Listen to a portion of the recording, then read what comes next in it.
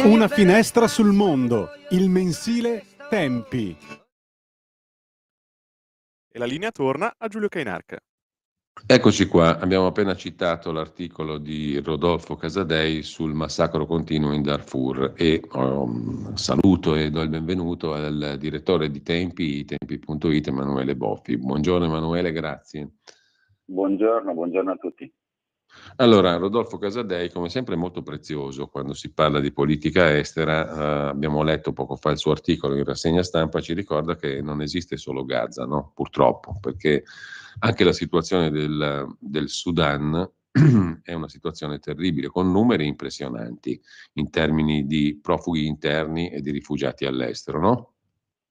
Sì, certo. No, Rodolfo è molto esperto di questioni africane, segue da tanti anni le vicende di questo continente, in particolare appunto di questa guerra infinita che colpisce il Sudan, ed effettivamente è una delle tante guerre dimenticate, con migliaia di vittime, con numeri impressionanti, milioni di profughi, e quindi noi abbiamo scelto un po' appunto di raccontarla. Rodolfo lo fa con una certa frequenza su Tempi, non è la prima volta che scrive articoli di questo tipo, però diciamo che dopo gli ultimi avvenimenti abbiamo scelto di rifare un punto, diciamo, sulla situazione, ed è, come dici tu, cioè una guerra con migliaia di morti, è una guerra che si protrae da molto tempo, è una guerra su cui c'è poca attenzione, però appunto resta impressionante il numero di vittime che continuano a esserci in quelle terre, in quella situazione. Ecco, a proposito di informazione come dire, mancante oppure selezionata, omessa e via dicendo, si guarda di qui ma non si guarda di là, e anche quando si guarda di qui magari non si racconta tutto. Io stamattina ho citato un paio di cose interessanti sul famoso ospedale Al-Shifa, quello di cui si parla in questi giorni, no? Allora, già 10 anni fa, e i giornalisti non ne parlavano neanche allora, perché molti anche delle testate più nobili statunitensi venivano accolti lì, proprio all'ospedale Al-Shifa. Già 10 anni fa era venuta fuori questa cosa, che l'ospedale Al-Shifa era un bunker del comando centrale di Hamas. Non solo, lì c'erano le armi, c'erano apparecchiature di comunicazione, era una base logistica, insomma, del movimento terroristico islamico, sebbene di governo, a Gaza. Era risaputo, lo sapevano al Washington Post, al New York Times, credo che lo sapessero anche gli inviati di tante illustri testate europee, comprese le nostre italiane, però i giornalisti non ne hanno mai parlato. Venivano addirittura ricevuti lì, gli inviati delle grandi testate, lì all'ospedale. Quindi, Emanuele, tutti lo sapevano, no? E la cosa, diciamo, atrocemente bizzarra è che nel maggio del 2015 usciva un report di Amnesty International, che adesso ha deciso di raccontare altre cose e di ignorare queste, un report di Amnesty International dove si accusava Hamas di aver portato avanti in quell'ospedale, tra l'altro, una campagna di rapimenti, torture e uccisioni illegali di palestinesi stavolta, accusati di collaborazionismo con Israele o semplicemente appartenenti non a Hamas, ma per esempio all'autorità nazionale palestinese. Erano rapiti, torturati e ammazzati lì, in quell'ospedale. Interessante, no? Ma sì, guarda, è uno dei problemi secondo me dell'informazione, cioè come dicevi giustamente tu, che fossero note, diciamo, che queste informazioni fossero state date, diciamo, era noto, no? Cioè che Hamas utilizzasse gli ospedali per nascondere i propri arsenali e i propri miliziani, addirittura convocare conferenze stampa, è cosa nota. Poi dopo però si dimentica di ricordarlo quando è il momento dello scontro. Qui secondo me è l'errore, diciamo così, il peccato degli organi di informazione, cioè che hanno tutte le notizie, però poi dopo, a seconda del momento, decidono di darle o non darle, non ovviamente della gente che non sono professionisti dell'informazione, quindi non è che hanno il compito di ricordare sempre tutte le informazioni, non è che hanno il dovere di ricordare sempre, però chi fa informazione questo dovere ce l'ha. Quindi quello che sappiamo tutti, e cioè che Hamas utilizza come ostaggi, i primi ostaggi di Hamas sono gli stessi palestinesi, questo un giornale, un media dovrebbe sempre ricordarlo. Il nostro Giancarlo Gioielli, che scrive le corrispondenze su Israele, lo dice sempre, cioè gli ostaggi a Gaza non sono soltanto quelli israeliani che sono stati rapiti da Hamas, ma sono tutti i 2 milioni di abitanti di Gaza, cioè anche gli stessi palestinesi. Lui più volte ha raccontato che quando si è trovato in quelle situazioni a raccontare la vita dei palestinesi, tante volte ha riscontrato una grandissima paura da parte della popolazione, la popolazione semplice, di parlare, perché sanno benissimo che se parlano, che se dicono, poi subiranno le conseguenze. Quindi non è una situazione di libertà, è una situazione in cui gli stessi palestinesi vivono da ostaggi. Altro tema, primo piano anche in home page su tempi.it, la questione dello sciopero. Ne abbiamo ampiamente parlato anche in rassegna stampa, naturalmente stamani. Ci sono 2 pezzi interessanti, quello di apertura di Emanuele Massagli, che mi sembra ci inviti a fare una considerazione molto pratica, perché sciopero sì o no, quando la si butta in politica, a perdere sono i lavoratori, a parte il fatto della vacuità di queste polemiche, perché non sono nuove, no? Però lo scontro tra CGIL e UIL da una parte e in particolare il governo e Salvini segnatamente dall'altra ha fatto di sì che adesso le ore di sciopero siano state minimizzate, 4 ore. Però il problema è che ci si occupa sempre meno dei veri problemi sui luoghi di lavoro. Questo non è benaltrismo, come si dice, no? Emanuele, è vero. Sì, Massagli tra l'altro appunto è il presidente della Fondazione Tarantelli, quindi l'organo della CISL che si occupa di studiare le problematiche del lavoro. Allora chiariamo subito una cosa, c'è una differenza tra CISL, la CISL ha preso una posizione diversa, no? Esatto, e la CGIL e la UIL. Io ieri ho seguito un po' la conferenza stampa che hanno fatto la CGIL e la UIL e sono rimasto impressionato perché all'inizio della conferenza stampa è stato mostrato un video che era tutto un video contro Salvini e Meloni, ma era un video, come dice Massagli, politico, cioè venivano attaccati politicamente come se i 2 sindacati fossero un partito politico di opposizione. Ora, questa è esattamente la preoccupazione di Massagli, dice quando un sindacato che ha il nobilissimo compito di difendere i diritti dei lavoratori e di cercare di migliorare la loro condizione, si mette a scimmiottare i partiti politici e quindi entra in polemiche politiche dimenticando in sostanza quali sono i suoi reali obiettivi, va a finire che diventa una polemica politica.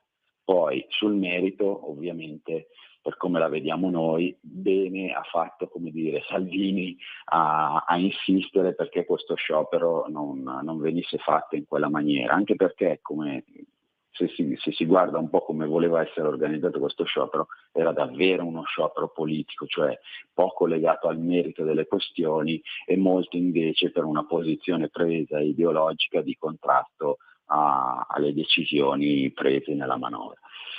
Quindi e questo è il problema, se la CGIL e la UIL si mettono a fare politica in questa maniera, poi va a finire, come dice Massagli, che i problemi sul mondo del lavoro, che sono tanti, che vanno risolti e che magari lo stesso governo avrebbe bisogno di uno stimolo per risolvere questi problemi, alla fine vengono dimenticati. Quindi, come dice giustamente Massagli, alla fine quelli che ci smenano, che ci perdono, sono gli stessi lavoratori.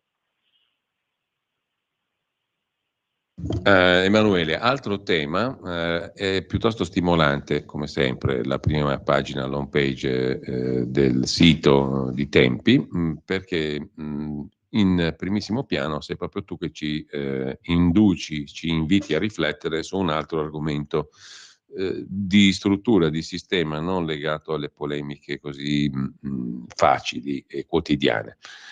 Tornare a Ratisbona, una fede senza logos diventa violenza e la questione, diciamo, sottostà a tante questioni di cui ci occupiamo giorno per giorno, di cronaca, no? Perché la stessa vicenda di Gaza può essere ricondotta a questa necessità della ragione, del logos. Come disse a suo tempo Papa Benedetto XVI nel famoso discorso di Ratisbona, no? Il logos, la ragione, non è uno strumento che depotenzia la religione, anzi lo rafforza, perché una fede senza logos diventa violenza.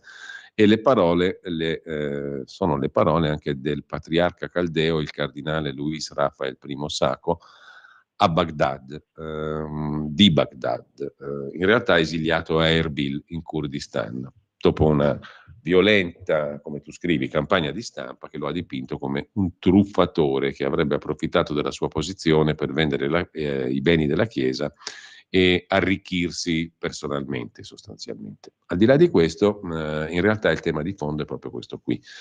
Ma questa esortazione che fece Benedetto XVI non mi sembra che abbia avuto molto successo. Il problema di fondo allora è: può avere successo una esortazione di questo tipo? Cioè, possono esistere fedi religiose innervate dal logos, dalla ragione? La storia del cristianesimo ci dimostra che sì. Il problema è se esistano altre fedi religiose che possano accogliere il logos con altrettanta efficacia e con altrettanto frutto. Sì, tu metti il dito nella piaga, giustamente, è la domanda fondamentale, perché noi oggi quello che vediamo, che soprattutto per quanto riguarda l'Islam, questo aspetto del logos, cioè della ragione, o come dice a un certo punto in quell'intervista che io riprendo di Sacco, cioè vivere una fede come se fossimo 1500 anni fa, no? Cioè ha bisogno, come dire, di un aggiornamento questa fede, no? Ha bisogno appunto di trovare una sintesi tra l'aspetto della fede e l'aspetto della ragione. Oggi noi vediamo che nell'Islam non è così, o meglio, vediamo che nella stragrandissima maggioranza dei casi non è così. Ci sono degli esempi appunto di un Islam, vogliamo dire, più moderato, anche se la parola fa un po' ridere, diciamo, almeno, che cerca una sintesi appunto con la modernità, con gli aspetti della ragione. Lo vediamo soltanto in alcuni pochi personaggi, non a livello diffuso e globale. Però questa è anche l'unica soluzione, cioè provare a stimolare all'interno del mondo musulmano questo tipo di ragionamento è la salvezza stessa del mondo musulmano e dell'Islam, altrimenti si rimarrà sempre in questa ambiguità, nell'idea totale solo della sottomissione, per cui poi in realtà a comandare saranno sempre in pochi, perché poi questo ragionamento è anche un ragionamento molto pratico che arriva fino a delle conseguenze politiche, quindi si rimarrà sempre in questa situazione e non se ne uscirà mai. Soprattutto gli stessi musulmani saranno i primi a subire le conseguenze politiche di una fede senza logos. C'è anche in home page, e così chiudiamo la nostra conversazione, Emanuele, un autore che voi avete molto valorizzato, tra virgolette. Io l'ho scoperto tramite il vostro sito, Björn Lomborg, no? In realtà era famoso già da tempo per aver scritto sull'ambientalismo scettico, no? L'ambientalista scettico. Però è molto interessante e sempre stimolante. Prima abbiamo letto un'intervista a Franco Prodi sulla Nuova Bussola Quotidiana. È molto interessante sempre seguire le argomentazioni di Lomborg, che vanno un po' contro al pensiero comune standard in materia di clima e non solo. Oggi scrive sulla questione della digitalizzazione come potente arma contro la corruzione, il che è molto interessante, no? Sì, Lomborg è conosciuto per le sue posizioni sulle questioni ambientali, ma lui in realtà di formazione è un economista e sì, appunto, gioca sempre molto in contropiede rispetto a un certo mainstream. In questo caso lo fa sulla questione della corruzione, cioè lui sostanzialmente porta, e lo descrive bene anche nell'articolo che tu citavi, un po' di esempi, un po' di casi, un po' di numeri in cui dimostra che una velocizzazione delle pratiche burocratiche aiuterebbe tantissimo a sconfiggere la corruzione da un lato, e dall'altro aumenterebbe la velocità diciamo dell'azione dei governi. In questo caso l'esempio è semplice, cioè basta pensare ai tempi del Covid, gli stati che avevano una burocrazia molto agile e digitalizzata sono stati anche i più veloci a poter comprare gli strumenti che servivano a combattere il virus, no? E quindi niente, questo è sostanzialmente il filo rosso del ragionamento di Lomborg. Se noi riusciamo a digitalizzare i procedimenti attraverso cui gli stati fanno gli acquisti, questo sarebbe da un lato un vantaggio dal punto di vista della trasparenza, cioè tutti potrebbero con più facilità vedere come vengono spesi i soldi dello Stato, e dall'altro avrebbe un vantaggio di velocità, perché ovviamente sarebbe tutto molto più rapido, e come sappiamo la velocità e la trasparenza sono i primi due nemici della corruzione, che invece si alimenta e prolifera nei 1000 passaggi burocratici. Allora, Emanuele, ci salutiamo qui, fatevi un bel giro su tempi.it, c'è anche il mensile naturalmente di novembre dedicato principalmente a quello di cui ci stiamo occupando in questi giorni un po' tutti, il mistero di Israele, perché il destino di un paese così piccolo ha grandi ripercussioni sull'avvenire del mondo. In copertina su Tempi potete abbonarvi facilissimamente alla versione digitale. Grazie a Emanuele Boffi. Buona giornata, buon lavoro. Buona giornata.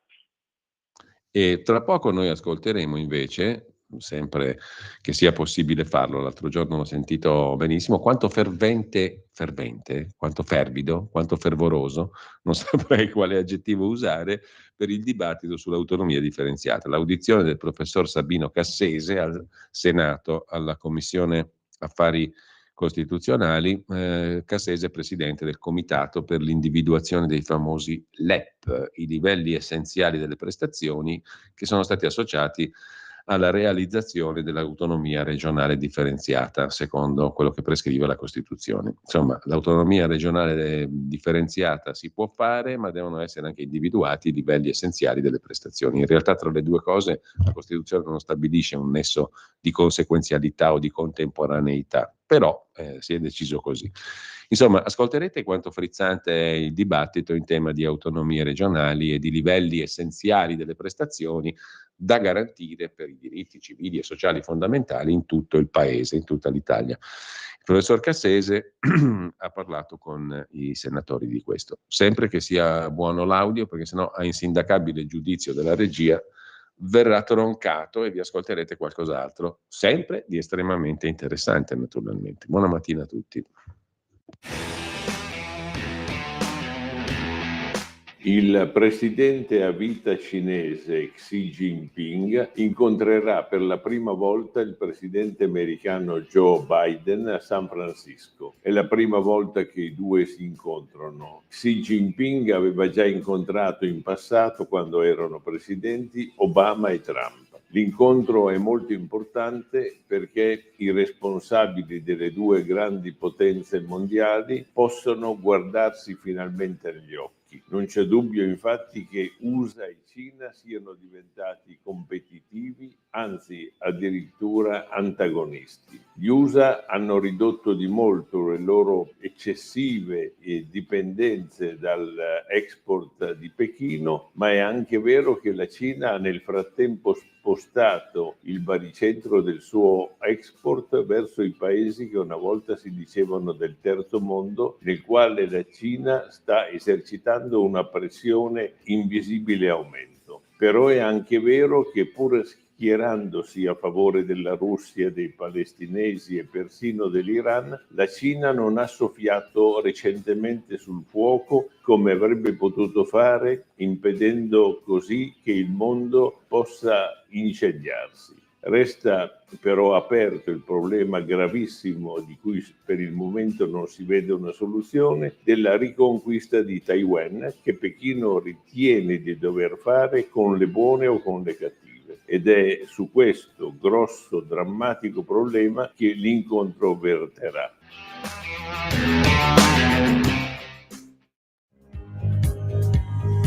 Avete ascoltato